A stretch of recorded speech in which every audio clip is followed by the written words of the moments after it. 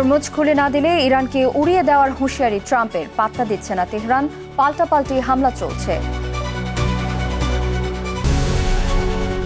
বারুদের গন্ধে ভারী হয়ে উঠেছে মধ্যপ্রাচ্যের আকাশ, এবার কর্পোরেট দপ্তরেও হামলা, যুদ্ধ পরিস্থিতির নাটকীয় মোড়। ভূমধ্যসাগরে নৌযান ডুবে ৭০ অভিবাসন প্রত্যাশী নিখোঁজ, বাংলাদেশি সহ ৩২ জনকে জীবিত উদ্ধার। এবং ভারতের পশ্চিমবঙ্গে বিধানসভা নির্বাচনের প্রচারণা তুঙ্গে, হবে ২ দফায় ভোট, ফলাফল ৪ মে।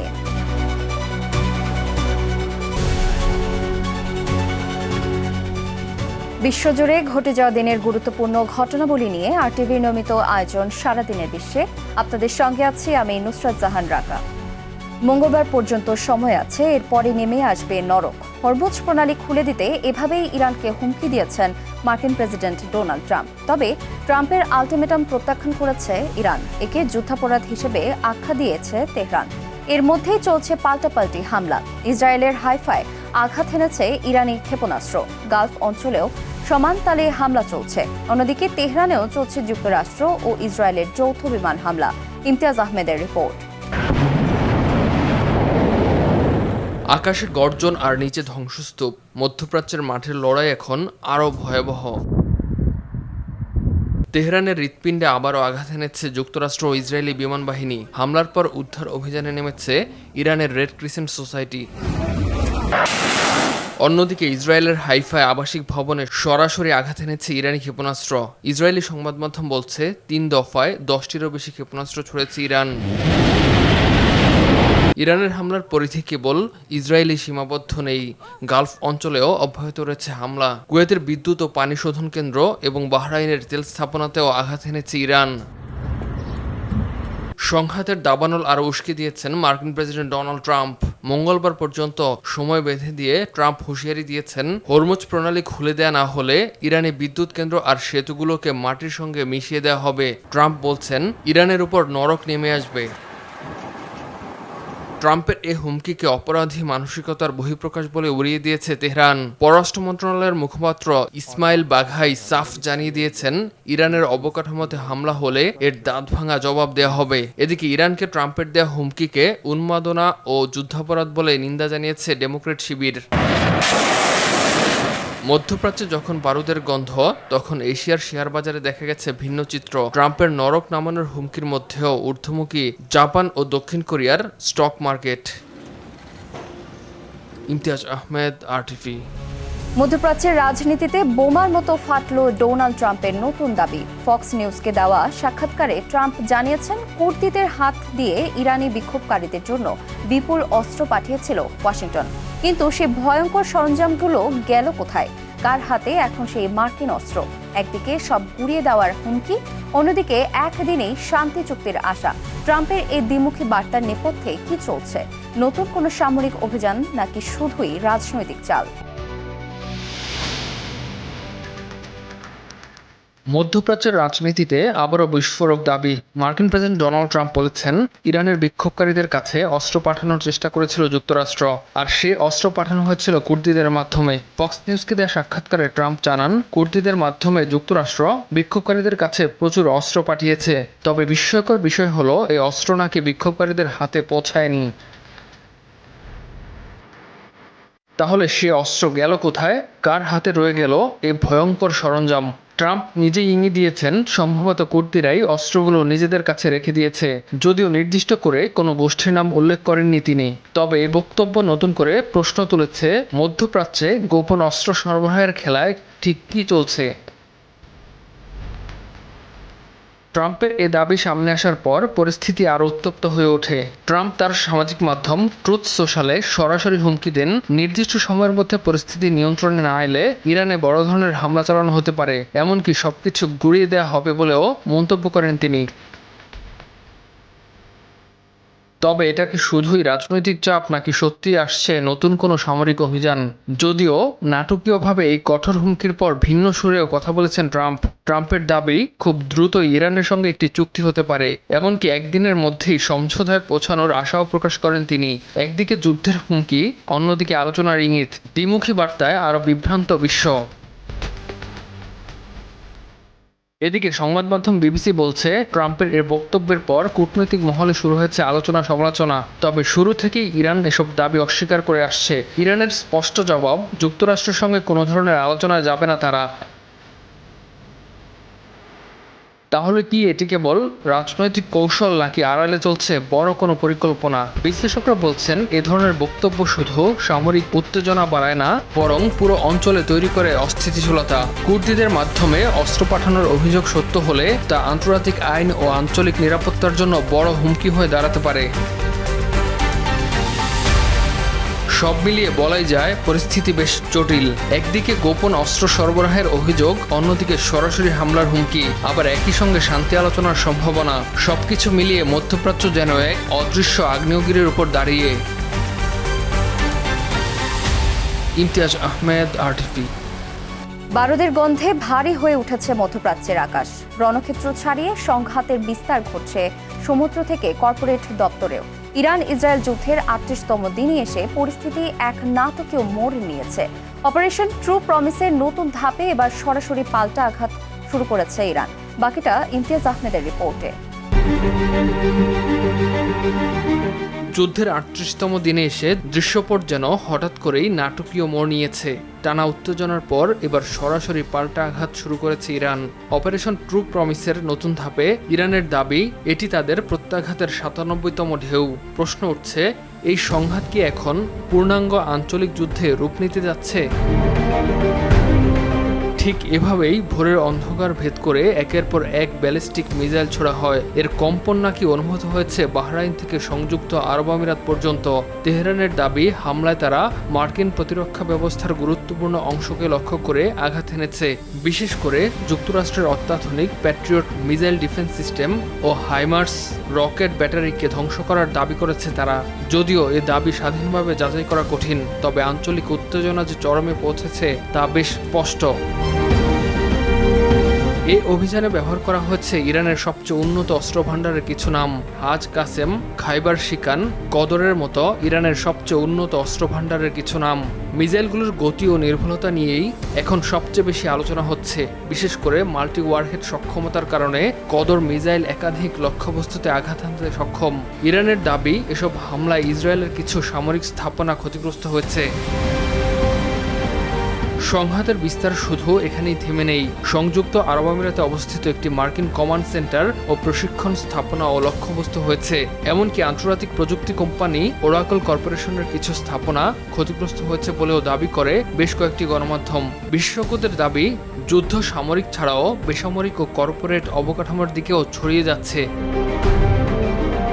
স্থলভাগের পাশাপাশি যুদ্ধ ছড়িয়েছে সমুদ্রেও। বাহরাইনের খলিফা বিন সালমান বন্দরের কাছে একটি বাণিজ্যিক জাহাজে হামলার দাবি করেছে ইরানের বিপ্লবী গার্ড বাহিনী। তাদের বক্তব্য, জাহাজটি ইসরায়েলি মালিকানাধীন হওয়ায় সেটিকে লক্ষ্যবস্তু করা হয়েছে। ফলে আন্তর্জাতিক বাণিজ্য ও শিপিং রুট নিয়েও নতুন করে তৈরি হয়েছে উদ্বেগ।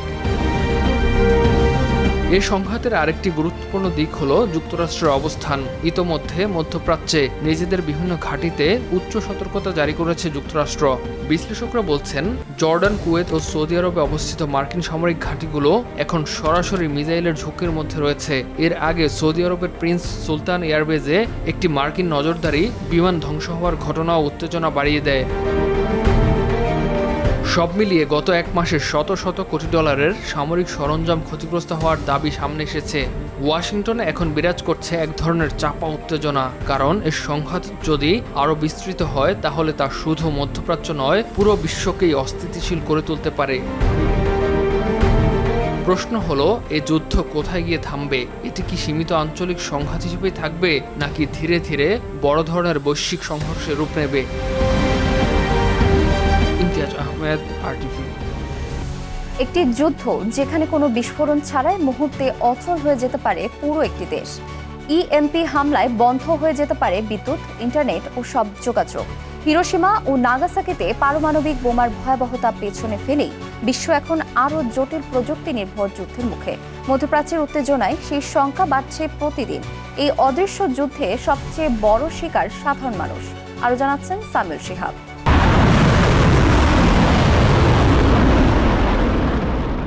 পৃথিবী কি দাঁড়িয়ে আছে এক ভয়ঙ্কর নিউক্লিয়ার বিপর্যয়ের সামনে? এমন এক প্রযুক্তি আজ বাস্তব, যেখানে বোমা মাটিতে না পড়লেও আকাশে বিস্ফোরণ ঘটিয়ে পুরো এক দেশের ইলেকট্রনিক সিস্টেম অচল করে দেওয়া সম্ভব। এই ইলেকট্রোম্যাগনেটিক পালস বা ইএমপি বিস্ফোরণ এক মুহূর্তেই শহরের বিদ্যুৎ, ইন্টারনেট, যোগাযোগ সবকিছু বন্ধ করে দিতে পারে। কল্পনা করুন, কোনো প্রচলিত যুদ্ধ ছাড়াই একটি দেশ হঠাৎ অন্ধকারে ডুবে গেল। মূলত এটি আধুনিক যুদ্ধের নতুন চেহারা। এই ভয়ঙ্কর বাস্তবতাকে বুঝতে হলে ফিরে তাকাতে হয় ইতিহাসের দিকে। 1945 সালে হিরোশিমা ও নাগাসাকিতে আণবিক বোমা হামলা মানব ইতিহাসের সবচেয়ে বিধ্বংসী ঘটনার একটি। যুক্তরাষ্ট্র যখন জাপানের এই দুই অঞ্চলে লিটল বয় ও ফ্যাটম্যান নামের পারমাণবিক বোমা ফেলে, তখন মুহূর্তেই লাখো মানুষের জীবন নিভে যায়। শুধু তাই নয়, তেজস্ক্রিয়তার প্রভাব প্রজন্মের পর প্রজন্ম ধরে মানুষের শরীর ও জীবনে ভয়াবহ ক্ষতি করে গেছে। আজকের পৃথিবীতে সেই ঝুঁকি আরও জটিল রূপ নিয়েছে। বিশেষ করে যুক্তরাষ্ট্র এবং ইরানের মধ্যে উত্তেজনা বিশ্বকে বারবার সংঘাতের মুখে দাঁড় করিয়েছে। সরাসরি পূর্ণাঙ্গ যুদ্ধ না হলেও মধ্যপ্রাচ্যের বিভিন্ন অঞ্চলে প্রক্সি সংঘর্ষ, বিমান হামলা, ড্রোন স্ট্রাইক এসব ঘটনার মাধ্যমে বহু সাধারণ মানুষ প্রাণ হারিয়েছে। ইরাক, সিরিয়া বা উপসাগরীয় অঞ্চলে সংগঠিত এসব অভিযানে অনেক সময় সামরিক লক্ষ্যবস্তুর পাশাপাশি বেসামরিক মানুষও ক্ষতিগ্রস্ত হয়েছে, যা আন্তর্জাতিক মানবাধিকার সংস্থাগুলোর জন্য বড় উদ্বেগের বিষয়। তবে আধুনিক যুদ্ধ মানে শুধু সামরিক ঘাঁটি ধ্বংস নয়, বরং বিদ্যুৎ কেন্দ্র, হাসপাতাল, যোগাযোগ ব্যবস্থা সবকিছুই লক্ষ্যবস্তুতে পরিণত হতে পারে। ফলে যুদ্ধের আসল ভুক্তভোগী হয়ে দাঁড়ায় সাধারণ মানুষ।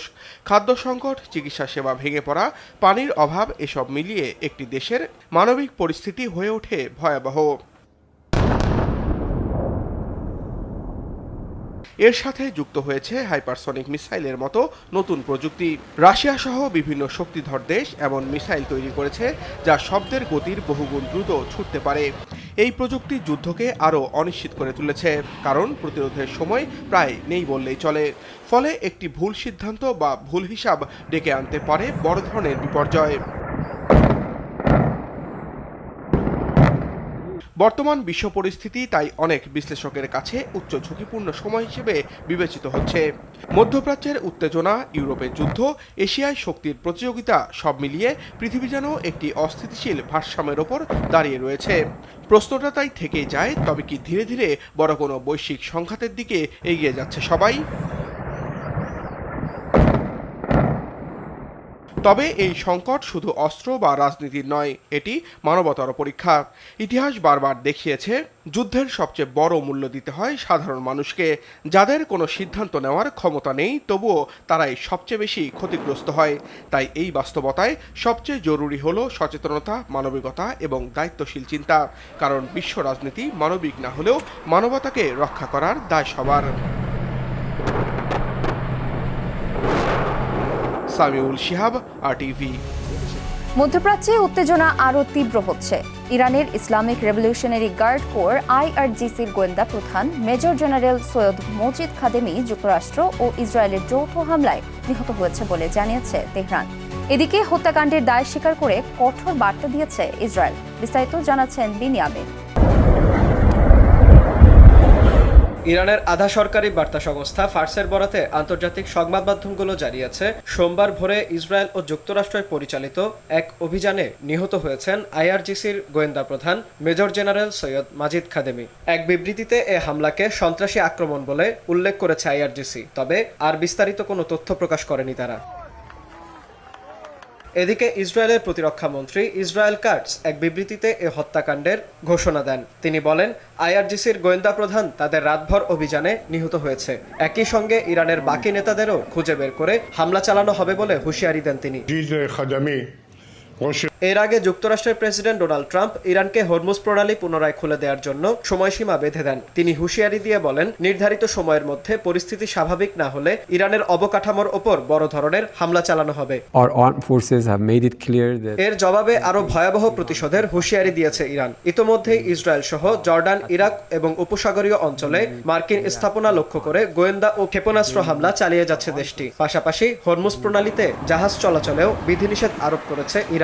ওয়াশিংটনের হুমকির জবাবে তেহরান জানিয়েছে হামলা বন্ধ না হওয়া পর্যন্ত হরমুজ প্রণালী বন্ধই থাকবে। বিনিয়ামিন, RTV। বিশ্ব ব্যবস্থাকে কেবল যুক্তরাষ্ট্র ও চীনের মধ্যকার আধিপত্যবাদে নির্ভরশীল থাকলে চলবে না বলে মন্তব্য করেছেন ফরাসি প্রেসিডেন্ট ইমানুয়েল ম্যাক্রো। বরং ইউরোপ ও এশিয়ার দেশগুলোকে নিয়ে একটি স্বতন্ত্র মেরু গঠন করা জরুরি বলে উল্লেখ করেন তিনি। এশিয়ার সপ্তাহব্যাপী সফরের শেষ পর্যায়ে শিডিউলে শিক্ষার্থীদের উদ্দেশ্যে দেওয়া এক ভাষণে ম্যাক্রো এসব কথা বলেন। বর্তমানে ইরান যুদ্ধের কারণে হরমুজ প্রণালী বন্ধ থাকায় দক্ষিণ কোরিয়া ও জাপানের মতো দেশগুলো তীব্র জ্বালানি সংকটে ভুগছে। এই পরিস্থিতিতে ম্যাক্রো মনে করেন অস্ট্রেলিয়া, ব্রাজিল, কানাডা এবং ভারতের মতো দেশগুলোর সাথে মিলে একটি শক্তিশালী জোট গঠন করা সম্ভব, যা কৃত্রিম বুদ্ধিমত্তা, মহাকাশ গবেষণা, পারমাণবিক শক্তি এবং প্রতিরক্ষা খাতে এই দেশগুলোর পারস্পরিক সহযোগিতা বিশ্ব রাজনীতিতে নতুন ভারসাম্য তৈরি করতে পারে। আগামী জুনে ফ্রান্সে অনুষ্ঠিতব্য G7 সম্মেলনে ম্যাক্রো তার এই তৃতীয় শক্তির পরিকল্পনা বিশ্ব নেতাদের সামনে আরও জোরালোভাবে তুলে ধরবেন বলে ধারণা করা যাচ্ছে। ভূমধ্যসাগরে নৌযান ডুবির ঘটনায় নিখোঁজ অন্তত ৭০ জন অভিবাসন প্রত্যাশী। নৌযানটি থেকে ৩২ জনকে জীবিত এবং ২ জনকে মৃত অবস্থায় উদ্ধার করা হয়। ইতালির কোস্টগার্ড জানায় জীবিত উদ্ধার হওয়া সবাই পুরুষ। তারা বাংলাদেশ, পাকিস্তান ও মিশরের নাগরিক। জীবিত অভিবাসন প্রত্যাশীরা জানান কঠিন আবহাওয়া পরিস্থিতি এবং সাগরের বড় ঢেউয়ের মুখে টিকে থাকতে না পেরে ডুবে যায় নৌযানটি। বৈধ নথিপত্র ব্যতীত ইউরোপে যেতে আগ্রহী অভিবাসন প্রত্যাশীদের কাছে ভূমধ্যসাগর বেশ জনপ্রিয় একটি রুট। ইউরোপ, এশিয়া ও উত্তর আফ্রিকাকে সংযোগকারী এই রুটে নিয়মিতই ইতালি ও গ্রিসের উদ্দেশ্যে যাত্রা করে অভিবাসন প্রত্যাশী বাহী নৌযান। পশ্চিমবঙ্গ সহ ভারতের ৫ রাজ্যে বিধানসভা নির্বাচন ঘিরে উত্তেজনা এখন তুঙ্গে। ২৩ ও ২৯ এপ্রিল ২ দফায় হবে ভোট। ফলাফল ৪ মে। ২৯৪ আসনের রাজ্যে জোর লড়াই হলেও আলাদা করে নজর কেড়েছে উত্তর ২৪ পরগনায় পানিহাটি বিধানসভা কেন্দ্র। এবার ভবানীপুরে মুখোমুখি লড়াইয়ে নেমেছেন রাজ্যের মুখ্যমন্ত্রী মমতা বন্দ্যোপাধ্যায় ও বিরোধী দলনেতা শুভেন্দু অধিকারী। শুভেন্দু অধিকারী একই সঙ্গে বিজেপির প্রার্থী হিসেবে নন্দীগ্রাম আসন থেকেও প্রতিদ্বন্দ্বিতা করছেন। নির্বাচনী লড়াইয়ের মাঝেই আলাদা করে উঠে এসেছে পানিহাটি কেন্দ্র। আরজিকর কাণ্ডে নিহত চিকিৎসক অভয়ার মা বিজেপি প্রার্থী হিসেবে প্রতিদ্বন্দ্বিতা করছেন কেন্দ্রটিতে। ভারতের পাহাড়ি রাজ্য সিকিমে ভয়াবহ ভূমিধসের জেরে আটকা পড়েছেন কয়েকশো পর্যটক। সিকিমের মাঙ্গান জেলার লাচেন এলাকায় গতকাল রোববার পাহাড় ধসে যোগাযোগ ব্যবস্থা পুরোপুরি বিচ্ছিন্ন হয়ে পড়ায় বিপাকে পড়েছেন প্রায় ৮০০ ভ্রমণ পিয়াসী। লাচেন থেকে চুংথাং সংযোগকারী প্রধান সড়কের একটি বড় অংশ ধসে যাওয়ায় গতকাল থেকেই যান চলাচল বন্ধ করে দিয়েছে স্থানীয় প্রশাসন। পর্যটকদের নিরাপত্তায় এরই মধ্যে জারি করা হয়েছে কড়াকড়ি। আজ সোমবার সকাল থেকে আটকে পড়াদের উদ্ধারে শুরু হয়েছে সমন্বিত অভিযান। বিকল্প পথ হিসেবে ডংকিয়া লা হয়ে পর্যটকদের গ্যাংটকে সরিয়ে নেওয়ার পরিকল্পনা করছে কর্তৃপক্ষ। বিশাল এই উদ্ধার অভিযানে স্থানীয় পুলিশ ও সড়ক নির্মাণ সংস্থার পাশাপাশি কাজ করছে ভারতীয় সেনাবাহিনী ও সীমান্তরক্ষী বাহিনী। বৈরী আবহাওয়া আর তুষারপাতের শঙ্কার মধ্যেই দ্রুত সড়ক সচল করার চেষ্টা চলছে। আতঙ্কিত না হয়ে পর্যটকদের নিরাপদ আশ্রয়ে থাকার পরামর্শ দিয়েছে প্রশাসন। চলতি মৌসুমে দারুণ ছন্দে রয়েছেন বায়ার্ন মিউনিখ ও ইংলিশ স্ট্রাইকার হ্যারি কেইন। বড় কোনো অঘটন না ঘটলে ইউরোপিয়ান ফুটবলে এবার আসরে গোল্ডেন বুট উঠতে চলেছে তার হাতে। পাশাপাশি নিজের রেকর্ড ভাঙার সুযোগও রয়েছে এই স্ট্রাইকারের সামনে। বিস্তারিত কাজী মাহিম হাসানের রিপোর্টে। ইউরোপিয়ান ফুটবলে চলতি মৌসুমে শেষবাসী বাঁচতে এখনও বেশ কিছু সময় বাকি। ঘরোয়া লিগের বাকি আছে এখনও বেশ কিছু গুরুত্বপূর্ণ ম্যাচ। তবে এর মধ্যে যেন পরিষ্কার হয়ে গেছে এবারের আসরে ইউরোপিয়ান গোল্ডেন বুটের দৌড়ে কে এগিয়ে, কেই বা জিততে যাচ্ছেন এই একক মর্যাদাপূর্ণ পুরস্কারটি। সবকিছু ঠিক থাকলে এবং বড় কোনো নাটকীয়তা না ঘটলে এই মর্যাদাপূর্ণ পুরস্কার উঠতে যাচ্ছে বায়ার্ন মিউনিখ ও ইংল্যান্ড স্ট্রাইকার হ্যারি কেইনের হাতেই। মৌসুমের শেষ ভাগে এসে প্রতিদ্বন্দ্বীদের থেকে যোজন এগিয়ে তিনি। তার সবচেয়ে কাছের প্রতিদ্বন্দ্বী Real Madrid forward Kylian Mbappe. তবে তিনি পিছিয়ে আছেন প্রায় ১৬ পয়েন্টে, যা এ পর্যায়ে এসে অতিক্রম করা প্রায় অসম্ভব। মজার ব্যাপার হলো ২ মাস আগেও এই লড়াইটা এতটা একতরফা ছিল না। জানুয়ারির শেষ দিকে ২১ গোল করে সমান ৪২ পয়েন্ট নিয়ে যৌথভাবে শীর্ষে ছিলেন হ্যারি কেইন ও এমবাপ্পে। ১ গোল কম নিয়ে তালিকার ৩-এ ছিলেন ম্যানচেস্টার সিটি তারকা আর্লিং হল্যান্ড। কিন্তু এরপরই বদলে যায় চিত্র। চোট ও ছন্দহীনতায় এগোতে পারেনি এমবাপ্পে, একই সাথে হালান্ডও খুব বেশি উন্নতি করতে পারেনি। তবে এই সময়ে পুরো চিত্র বদলে দেন কেইন। 9 ম্যাচের 7টিতে মাঠে নেমে এই স্ট্রাইকার করেন 10 গোল। তার এই অসাধারণ পারফরম্যান্সই তৈরি করে দেয় বিশাল ব্যবধান। এই প্রতিযোগিতার ইতিহাসের সবচেয়ে সফল নাম আর্জেন্টাইন ফরওয়ার্ড লিওনেল মেসি, যিনি জিতেছেন রেকর্ড 6 বার। তারপর দ্বিতীয় সর্বোচ্চ 4 বার জিতেছেন পর্তুগিজ স্ট্রাইকার ক্রিস্টিয়ানো রোনালদো। সব মিলিয়ে এখন কেইন শুধু শিরোপার দোরগড়ায় নয়, বরং নিজের রেকর্ড ভাঙার সুযোগও রয়েছে তার সামনে। গত মৌসুমে 36 গোল করে 72 পয়েন্ট নিয়ে জিতেছিলেন গোল্ডেন বুট। এবার সেই সংখ্যাকে ছাড়িয়ে যাওয়ার সম্ভাবনাও রয়েছে তার সামনে। তাই বলাই যায় মৌসুম শেষ হতে এখনও কিছু সময় বাকি থাকলেও ইউরোপিয়ান গোল্ডেন বুটের দৌড়ে বিজয়ের নামটা হয়তো ইতিমধ্যে লেখা হয়ে গেছে হ্যারি কেইনের।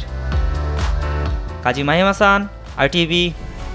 ঘোর দুঃসময়েও সুখ খুঁজে পাওয়া যায় যদি কেউ শুধু আলোটা জ্বালানোর কথা মনে রাখে। অ্যালবাস ডাম্বলডোরের সেই কালজয়ী উক্তি যেন আবারও সত্যি হতে চলেছে। দীর্ঘ বিরতির পর আবারও পর্দায় ফিরছে হ্যারি পটার। 2026 সালের বড়দিনে মুক্তি পেতে যাওয়া নতুন হ্যারি পটার টিভি সিরিজ নিয়ে ভক্তদের অপেক্ষার অবসান শেষ হলেও শুরু হয়েছে নানান বিতর্ক। বিস্তারিত মারজান ইভানের রিপোর্টে। ফেরাটা যতটা আনন্দের ততটাই বিতর্কের। সম্প্রতি মুক্তি পাওয়া হ্যারি পটার টিভি সিরিজ ট্রেলারটি 90 দশকের মানুষদের মনে করে দিচ্ছে সেই সিঁড়ির নিচের ছোট ঘর। কিংস ক্রস স্টেশনের 9-3/4 নম্বর প্ল্যাটফর্ম আর হগওয়ার্টস এক্সপ্রেসের সেই চিরচেনা শব্দ। তবে রেডিট সহ বিভিন্ন সোশ্যাল মিডিয়ায় ভক্তদের একাংশ বেশ অসন্তুষ্ট। মিলেনিয়ারদের মতে নতুন এই ট্রেলারে সেই পুরনো ম্যাজিক বা জাদুর উজ্জ্বলতা কম। কালার গ্রেডিং বা দৃশ্যায়ন কিছুটা রুক্ষ ও অনুজ্জ্বল মনে হচ্ছে। অনেকের প্রশ্ন, যেখানে মূল সিনেমাগুলো এখনও মানুষের হৃদয়ে গেঁথে আছে, সেখানে এই রিমেকের প্রয়োজনীয়তা কী? সিরিজটি নিয়ে উত্তেজনার মাঝেও বড় একটি বাধা হয়ে দাঁড়িয়েছে লেখিকা JK রাউলিংয়ের ব্যক্তিগত মন্তব্য। ট্রান্সজেন্ডার সম্প্রদায় নিয়ে তার বিতর্কিত অবস্থানের কারণে অনেকেই এই সিরিজ বয়কট করার ডাক দিয়েছেন। বিতর্ক আর প্রত্যাশা এই দুই নিয়েই হগওয়ার্টসের দরজা আবারও খুলছে। সিরিজের প্রথম সিজনটি মূলত প্রথম বই ফিলোসফার্স স্টোনের উপর ভিত্তি করে নির্মিত। ভলডেমর্টের সেই ভয়ঙ্কর রূপ আর অ্যাভাডা কেডারভার গর্জন ট্রেলারে না থাকলেও ভক্তরা জানেন সামনে কি আসতে চলেছে। Marjan Ivan, RTV। আর এরই সাথে শেষ করছি সারাদিনের বিশ্ব। RTVর সাথে সংযুক্ত থাকুন, মতামত জানান RTVর সামাজিক যোগাযোগ মাধ্যমগুলোতে।